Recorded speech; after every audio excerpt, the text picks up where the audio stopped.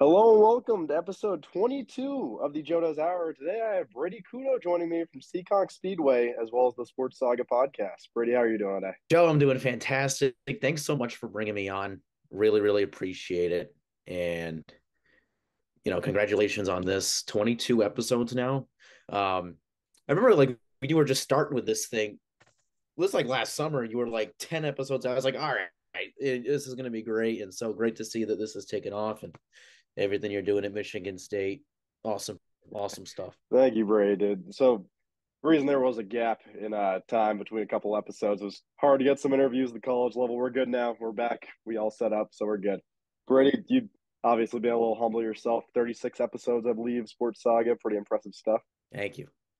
Or it as you know, it can be a lot. It can be a lot.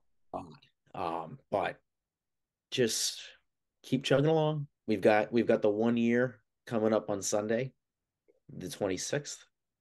So that was a big milestone, and that was a goal. I was like, if I can make this last a year, then I think we're in a good place. I don't care about followers. I don't care about subscribers. I don't care about none of that stuff.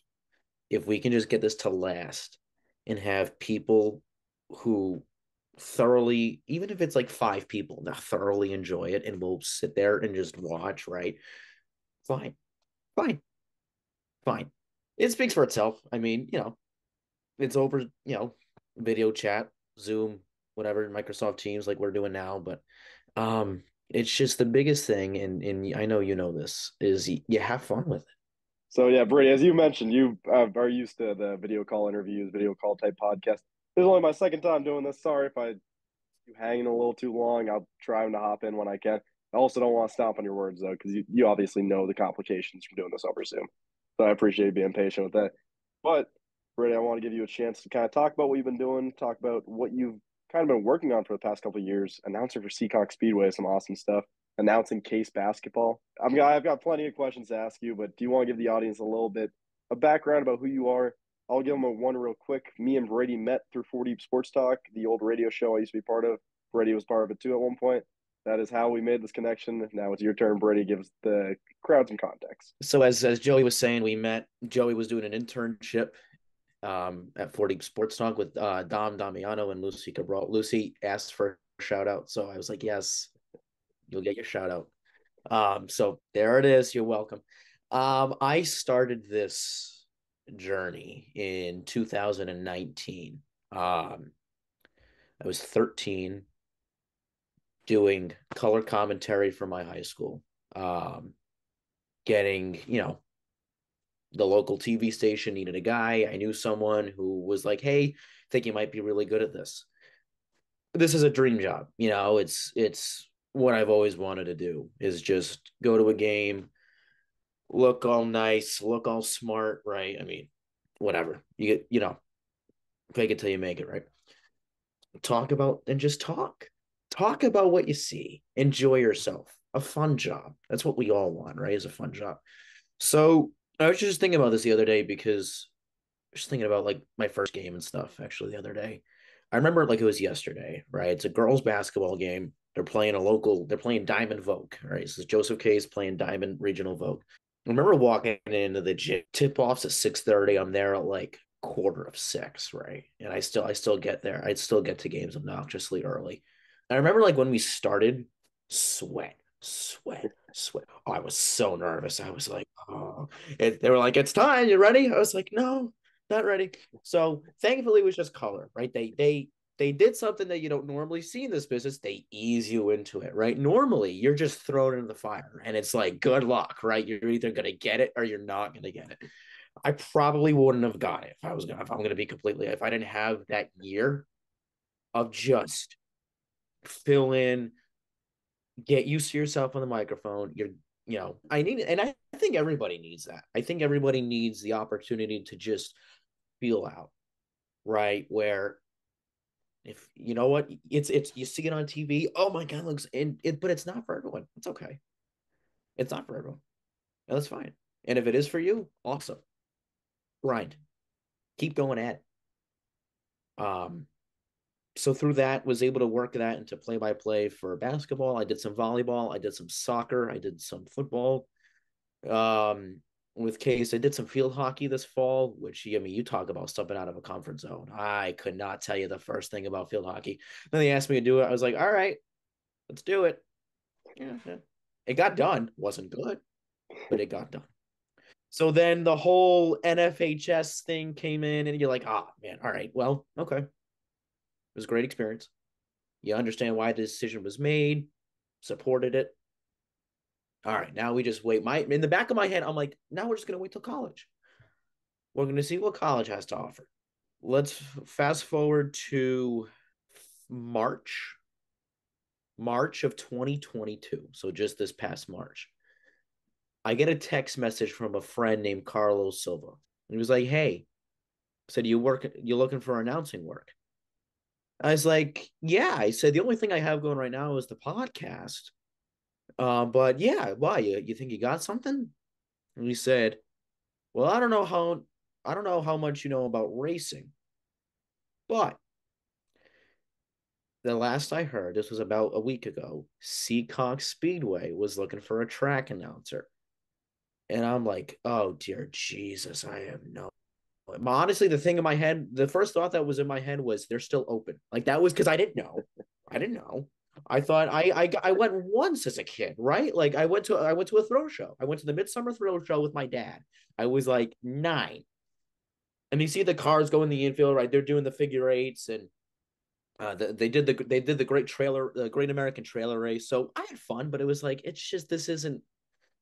I was like 12. I was like, this isn't for me.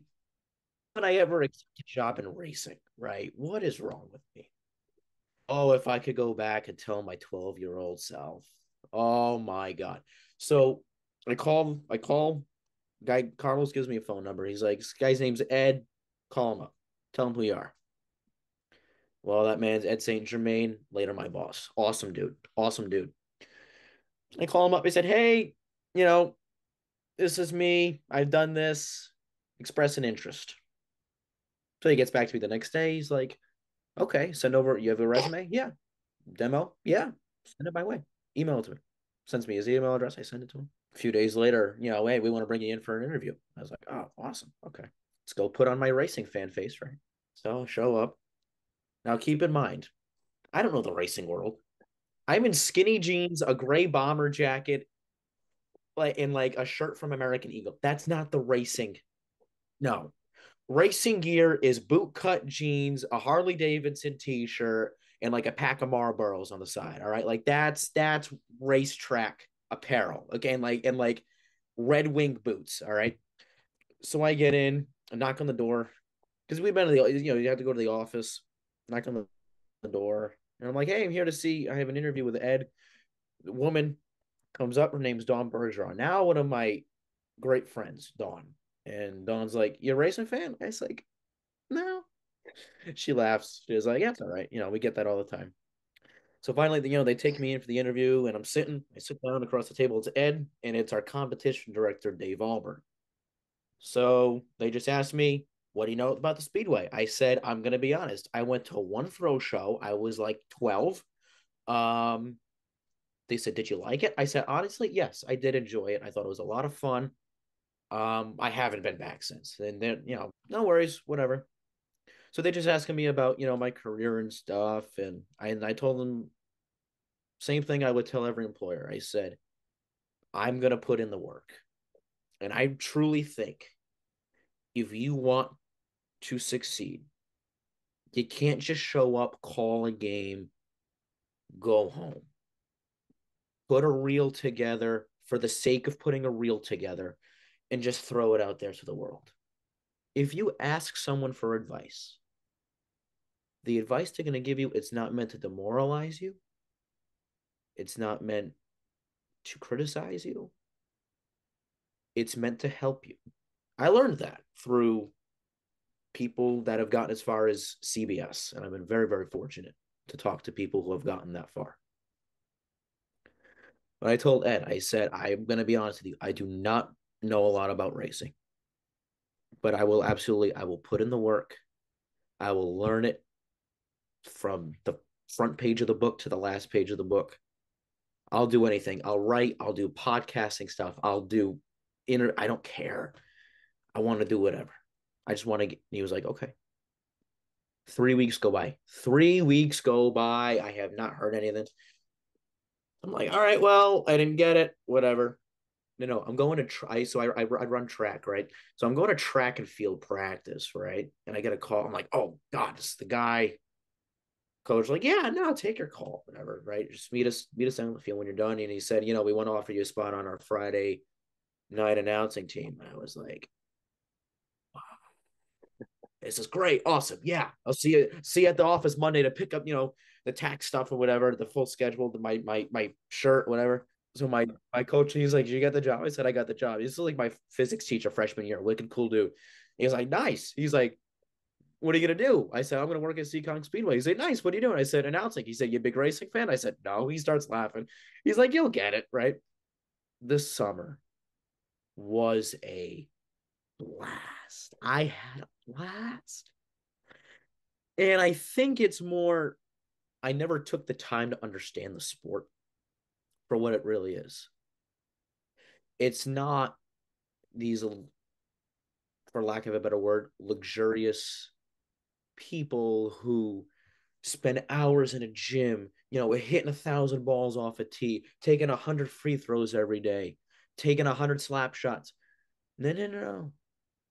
These are 9 to 5 blue collar people who race, who put thousands of dollars into a car, and then every week spend hundreds of dollars on top of it to get the car replaced, to run 18th in the field of a 25 car field, right? I saw, and what got me the most, as I'm being honest now, what got me the most out of racing was the passion. The passion that these people have this sport. It's the same passion I have for this industry. Same thing. You see the passion every week. There's guys that come from Plymouth, Mass, guys that come from Woonsocket, Rhode Island, guys that come from Long Island, guys that come from Colchester, Connecticut. That's what got me the most. And then just the camaraderie, meeting everyone, getting to know everyone. Um, with my partner, Kevin Boucher, who's been at Seekonk for almost 30 years now. Remember, we had a banquet the other day. Not the other day. Oh my God, it was like 3 weeks ago. And we're talking. He was like, do I scare you? Like, we were messing around. He's like, do I scare you? I was like, honestly, you used to. If I want to be like, and he was laughing. He's like, I said, oh, I shouldn't be, but yeah, when we like those first few weeks, yeah, I was scared. I didn't know what they were gonna think of me. I'm not the racing type. Okay, like, look at okay, racing type again. It's the goatee. It's the pack of Marlboros on the side. It's not backwards hat and a shirt from Hollister. Okay, like that's not. But I had fun with it. And I think that's the biggest thing you can do is just have fun. Doesn't matter the sport. Doesn't matter none of that stuff. So this fall, I spent some time at the Fans Only Sports Network out in Rhode Island doing some high school sports, some collegiate level hockey as well. Um, so that was fun. That was very valuable experience. But I'm doing, like you were saying, some public address announcing it at Case High School. So just diving into different fields a little bit. But I mean, Seekonk, man, there's something about it. It's the camaraderie. It's everyone being willing to teach you what they know about the sport, and that's what I found the most helpful. Is you get a different perspective from the other track announcer, the competition director, the crew chiefs, the spotters, the drivers' wives. But all of this, it's been the biggest blessing. It's been the biggest gift God could have ever given me. I've been very lucky to meet some great people through the podcast as well.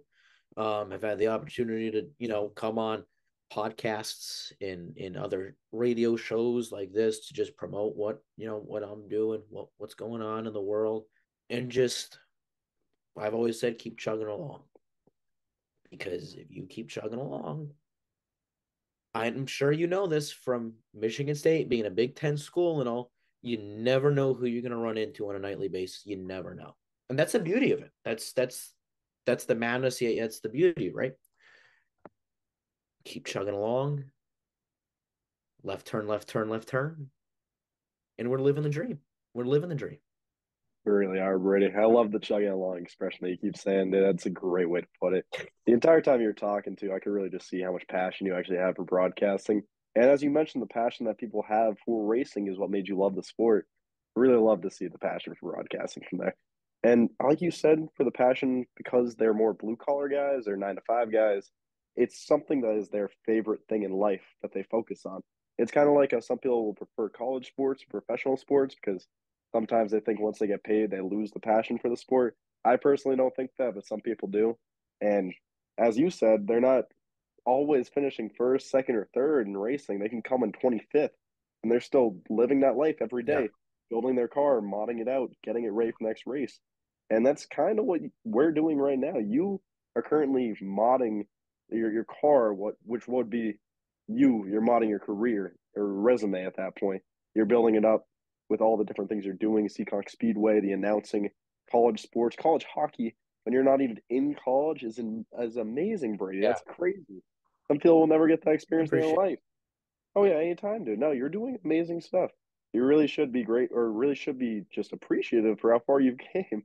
The fact that you started at 13 too. So many people do not have any clue what they want to do with their life until their 30s or 40s, and you knew at 13. That is something that's magical right there. And as you mentioned, okay, but yeah, when you were talking and you were speaking about how you never really know what opportunities are going to produce what results, I was just thinking, you talked about you announced field hockey. So many people out here have never seen field hockey in their life. It's a lot bigger on the East Coast than most places, just like lacrosse. And I came here, I got to announce 4 different field hockey games a season as a freshman because no one else knew the sport. Nice. Not a That's awesome. single person.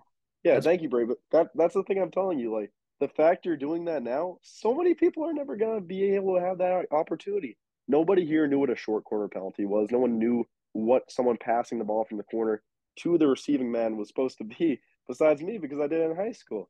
And for you, for Seekonk Speedway, can you imagine if there's a big racing league in the future that replaces NASCAR? It's all just shootout yeah. now. It's all massive, and no one really has that racing background besides you.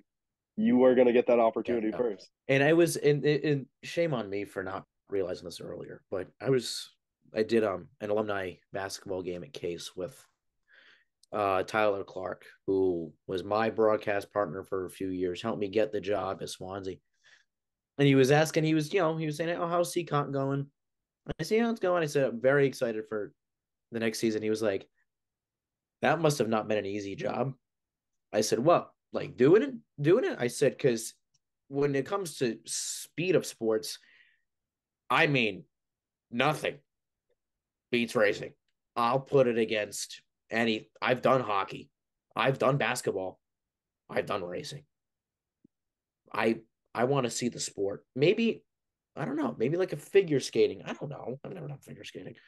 I don't know, but I'll put racing against anything when it comes to speed." And he goes, "No. What I mean is that he just said, like, just think about it. It wasn't like you and 5 other people applied for that job." I was like, I said, to be honest, I said, I don't know how many. I said, and he was like, I know you don't know, but just think about it. There's a lot of racing fans in the area. There's a lot of people that would kill to be in that spot. Think about it. I honestly thought about it. He was like, he was like, if I were to guess, I'd say somewhere between 20, 30 people probably applied. And they picked you to do one night and they picked somebody else to do the other night. Now, my friend Sam, who does Saturday nights with Kevin, he's the racing fan. He's the racing background. He was like, just think about it. You at the time were 16, knew nothing about the sport. He said, you know who else was 16 when he started announcing at Seekonk Speedway? I said, Alan Bestwick. He said, yeah, that's right. What's he doing now? I said, he does UConn basketball on SNY and he's the voice of SRX on CBS. He's had a very successful career. He said, just think about that. And honestly, I sat in my chair at our table and I thought about it. I was like I never take things like that for granted because I know you say the wrong thing like that. Look at Tom Brenneman. I loved Tom Brenneman. I thought he was a great announcer. And then he said what he said. And what's he doing now? He's not doing anything now. So those things I think about where it's like, oh, you slip up once, you're done. Especially the way the world is now. Social media, cancel culture. Oh, forget it. Forget it. But I thought about it from a different lens. I was like, I never really thought about the dozens of people that would kill to be where I am. So it was just a nice moment of, self reflection and self um, gratitude. Not self gratitude, gratitude for others, I guess. Selfless gratitude. There we go. But it was a nice, like, wow, he's right. Yeah, those It was a nice moments are little always moment. kind of just a reality check, right? You start realizing some Yeah. people That's dreamed yeah, of this when they were little kids. Like you're doing someone's dream job while they're doing a 9 to 5, wishing they'd had your life. It's insane. because you hear about I wanted to do this, but I wanted to do this more, or I dropped it because it couldn't pay the bills. That's the sad reality of our like I was watching the Gus Johnson documentary on Fox the other day. When it came out, I put it on, and Gus was saying my first job out of college because he did that whole thing at Harvard. And he was like, I didn't go to my college graduation because a few weeks before my college graduation, I got a job as a sports anchor in Waco, Texas. And he said, I made $16,000 a year. Now, granted, this was 30 years ago. This was back in the 90s. But I was like, 16,000, 1 6. Food Network gives out bigger prizes than that. You know what I mean? Like, I'm serious. I mean, yeah, it's funny, we can laugh about it, but I was like, I mean, I can't. John Sadak, TV voice of the Reds, does stuff for CBS, had the chance to talk to him over the phone one day. He was like, my first job out of college was at a small D3 school outside of Philadelphia. And then I went down south to do minor league baseball. I lived in my aunt's basement. I made $1,200 a month. And I think he could hear me go, whoa. And he was like, yeah, yeah, $1,200 a month. It's nuts. It's crazy. But it separates the passion from oh, I'm doing this because it looks easy. And you see it. You see it on TV. Believe it or not. You Joe DeVerns, you watching at home or, in an Uber, wherever you're going to be, realize, don't, probably don't realize it, but you do notice the passionate announcers versus the announcers who are doing this because they thought it was going to be easy. I'm not going to name names, but we all see it. We all see it. You in this moment are probably like, oh yeah, I like this guy more. Oh, I don't like him. We all have our favorites. I have my favorites. You have your favorites, right? Somebody comes to me, I don't like my mom, bless her heart. My biggest fan. I come home from a game one time. She watched the game. She watched a football game. She goes, "You're too loud." And I laughed. I said, That's a thing. She was like, "Yeah, you gotta stop screaming." And then you got my brother in the back who's like, "Yeah, tell your boss that their mic quality is not good." I said, "Okay, first of all, you calm down. Number one, headsets are expensive. Okay, Sennheisers go for $500. Audio Technias go for 220. That's not cheap." And she was like, "It's one thing to be passionate. It's another thing to be obnoxious." And I was like, "Yeah, yeah." But it was like too loud, too much passion. What? But yeah, no, yeah, it's a thing. You see it. Yeah. Again, it just goes back to having fun, doing it because you want to do it. Nobody makes you do this. You get a degree in communications. Trust me, there are the avenues, right? It's a very broad degree. But I'm just again very fortunate, very lucky. I've had the chance to try so many different sports for so many different companies in all aspects: high school, I guess you could call it semi-professional. That's what it is, semi-professional racing. A lot of these guys are not getting paid. Um, at least the guys that I do on Fridays. There are payouts. First place gets this, second place, but it's not a life changing sum of money like Ricky Stenhouse just won at the Daytona 500, right? Um, that's what just drew it to. That's what drew me the most. Again, was the passion. Yeah, and Brady, one thing you mentioned, the too loud thing made me laugh a little bit because you can never have too much passion, even if it does to some people seem obnoxious. It's just not to you. It's something you care about, something that you are expressing your opinion on. I just don't think it's possible. There's obviously the Hornets announcer went viral for his just insane calls when LaMelo Ball does anything. Oh yeah, he's great. Oh, he's awesome. Yeah, He's he's great. a great announcer.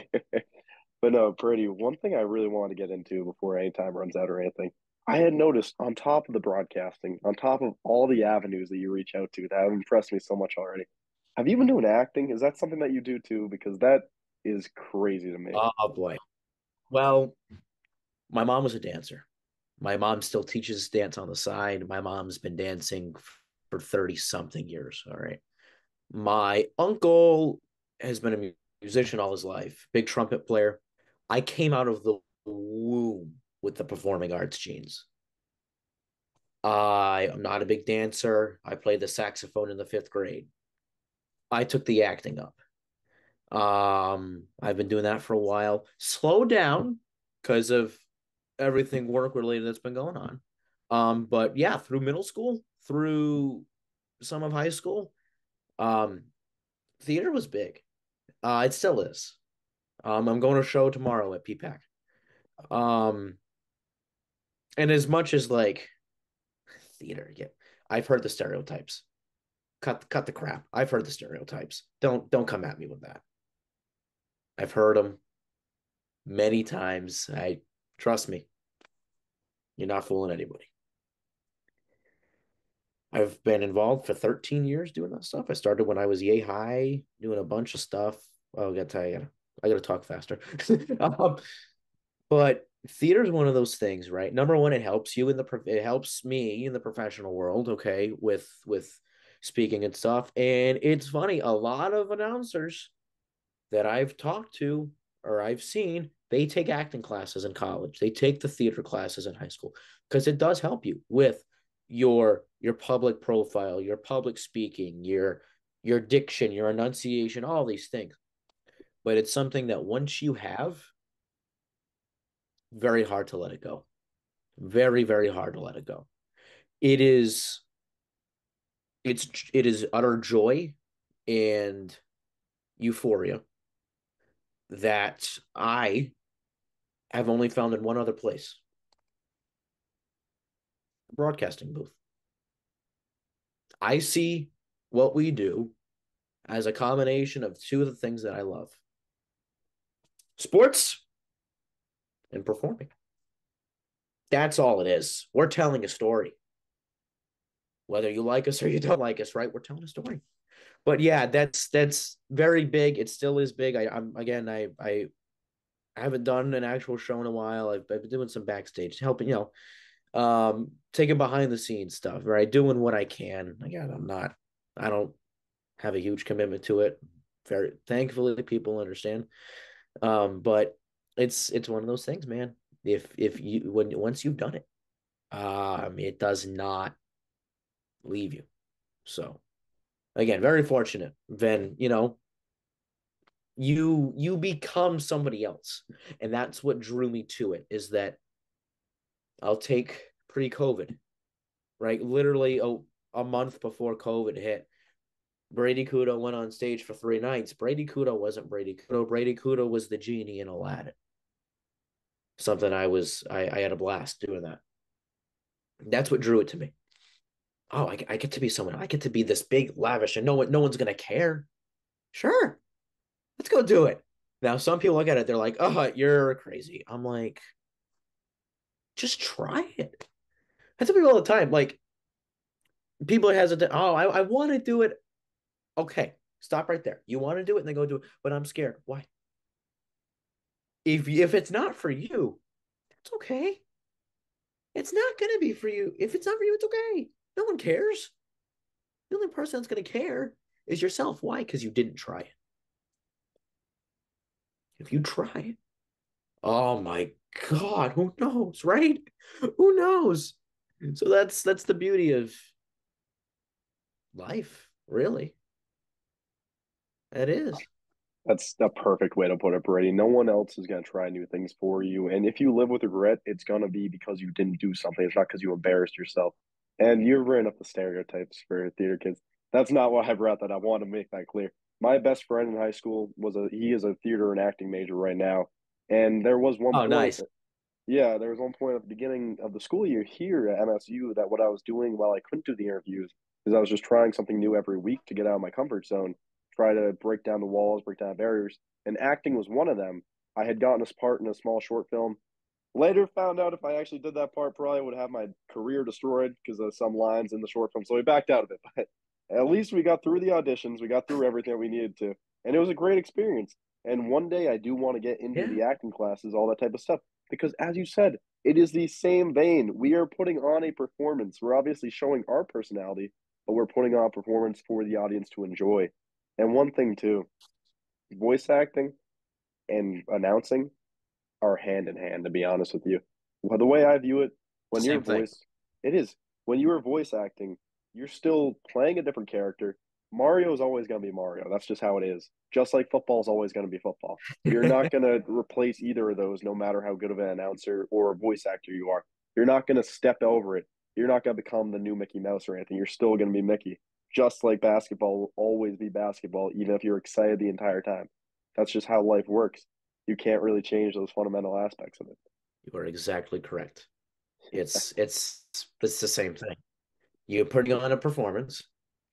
I mean, you're being genuine, right? You're not, it's not like you're gonna show up and be like, "Oh, this is great," and then you go home and you're like, "Ugh." No, like, but except one is the script is going, the script is being made up as the night goes, and then the other, you've got your book already. Yeah.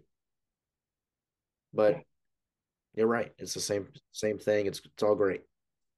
And the big thing about acting too, it just gets you comfortable in front of a crowd, gets you comfortable with being yourself, even though you're portraying someone else. You get to show emotion on stage. You get to show emotion in front of everybody, just like you do on the mic. The worst type of announcers are ones who won't show emotion. They just want to do flatline the entire time, monotone. They're not professionals. That's how it goes. If you want to be successful in this business, you have to wear your heart on your sleeve during the games. Although obviously we don't want bias or Absolutely. anything like that. You need to show excitement, you need to show fear, you need to show sadness. Just like in acting, you can't do anything if you don't do any of those. And I just want to say one last Absolutely. time, I love your viewpoint on not being scared and getting out of your comfort zone. So many people just put themselves in a box from that. It's crazy. There's no reason that you should ever let fear or embarrassment, what other people think, stop you from doing anything. And just like you said, Brady, you will never make it anywhere you want to be in life unless you take a risk like that. And Brady, one thing too, Sports Saga podcast. Want to give a shout out to that for you. 40 Sports Thank you. Talk, Lucy Cabral. Want to give her that shout out. Dominic Damiano. That's where I got my start. Where I met Brady, luckily, to make that connection. And there are so many big things coming for you, Brady. Want to give you a chance before this wraps up to give some shout outs of your own to anyone you care about, anyone who's helped you get here, or anything you have working on in the future. Because I had a great time talking to you today. Well, again, thanks for having me. I know we've been looking forward to this for a while. It starts really with the man upstairs. It does. So all this, yeah, throw it right up there, really.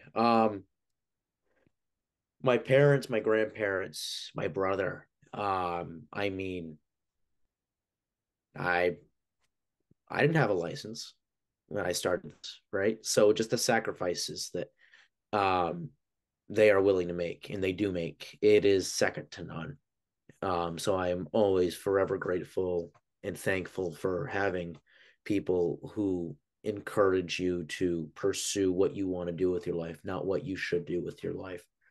Um, Professionally, Adam Kitchen, Tyler Clark, Lucy Cabral, Ed St. Germain, Dave Albert, Sam Tully, Kevin Boucher, um, people who Anthony Palladino, Dave Olmschneider, people who now presently believe in me and trust me and put a lot of responsibility in a way on my shoulders.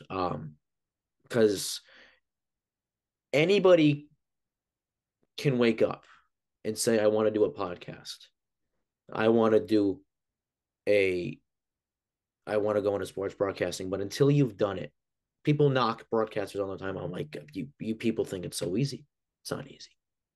And last and certainly not least, the two people who have been through, well, one more than someone else because I've known him longer. Tyler Sumner has been the best addition to the Sports Saga podcast. Hardworking kid, loves what he does. So I want to thank him for his dedication. And last but not least, Keegan Hamlet. We've seen it all together. Um, he's helped me through a lot. I've helped him through a lot.